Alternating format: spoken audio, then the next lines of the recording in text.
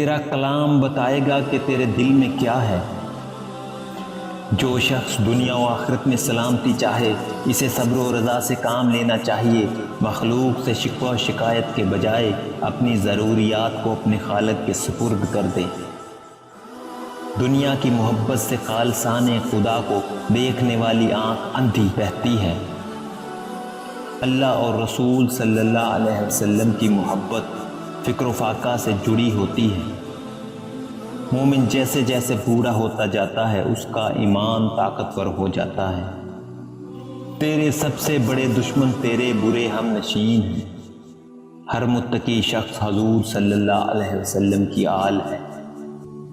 جو آدمی بیداری کے بجائے نیند کو اختیار کرتا ہے وہ نہایت ناقص اور ادنا چیز کو پسند کر رہا ہے۔